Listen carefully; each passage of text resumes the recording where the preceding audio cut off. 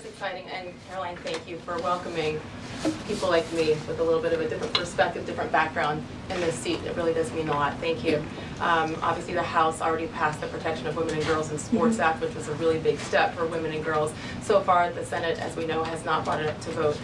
We all know executive orders can be overturned, so I'm wondering how important it is to the President to get Congress to bring this, to pass legislation, so there are no instances like the past administration that really tried to destroy Title IX.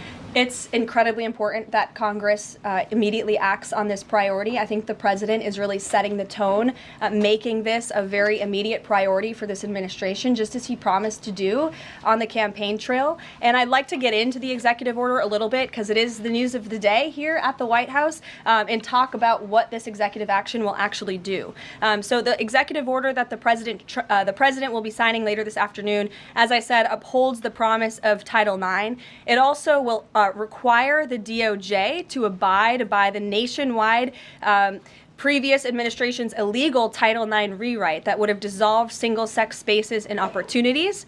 It also requires immediate action, including enforcement actions against schools and athletic associations comprised of schools that deny women single-sex sports in single-sex locker rooms. The executive order also calls for the convening of private sporting bodies in the White House. We want them to come to this campus so the President can hear in person the stories of female athletes who have suffered lifelong injuries, who have been silenced and forced to shower with men and compete with men on athletic fields across the country. Many of those women will be at the White House today. I encourage all of you in the media to actually talk to them, to hear their stories.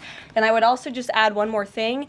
This is a wildly popular position with the American people. In fact, there was a new poll recently that showed the overwhelming majority of Democrats also support keeping biological men out of women's sports. And so I know the President is very excited about the bill signing that will take place at 3 o'clock this afternoon.